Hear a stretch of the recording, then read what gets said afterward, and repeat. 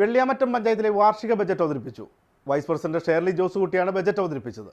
ആരോഗ്യം, വിദ്യാഭ്യാസം, തൊഴിൽ, ഭവന നിർമ്മാണം എന്നിവയ്ക്കെല്ലാം ബജറ്റ് ഊന്നൽ നൽകിയിട്ടുണ്ട്. പഞ്ചായത്ത് 2025-26 വർഷത്തേക്കുള്ള ബജറ്റ് അവതരിപ്പിച്ചു. ഗ്രാമപഞ്ചായത്ത് പ്രസിഡന്റ് മോഹൻദാസ് പുതുശ്ശേരിയുടെ അധ്യക്ഷതയിലാണ് യോഗം നടന്നത്. പഞ്ചായത്ത് വൈസ് പ്രസിഡന്റ് ഷേർലി ജോസ് കുട്ടിയാണ് ബജറ്റ് അവതരിപ്പിച്ചത്.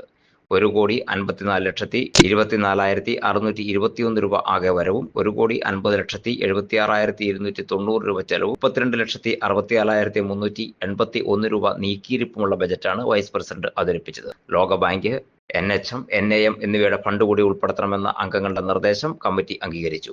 കാർഷിക മേഖലയ്ക്ക് ഊന്നൽ നൽകിക്കൊണ്ടുള്ള പദ്ധതികൾക്കാണ് മുൻതൂക്കം നൽകിയിരിക്കുന്നതെന്ന് വൈസ് പ്രസിഡന്റ് പറഞ്ഞു. തൊഴിൽ സംരംഭം പ്രോത്സാഹിപ്പിക്കുന്നതിനുള്ള പദ്ധതികൾക്കും ബജറ്റിൽ മുൻതൂക്കം നൽകിയിട്ടുണ്ട്.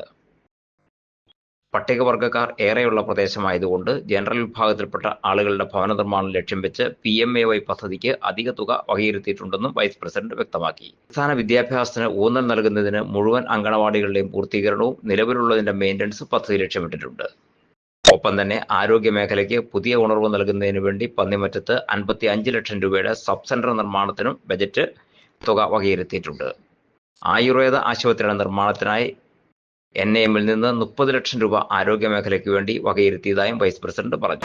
നമ്മുടെ സർക്കാരിന്റെ നിർദ്ദേശാനുസരണം ഏറ്റവും വേഗത്തിൽ തന്നെ മാർച്ച് മാസത്തിൽ തന്നെ നമ്മുടെ മുഴുവൻ പദ്ധതികൾക്കും അംഗീകാരം വാങ്ങുകയും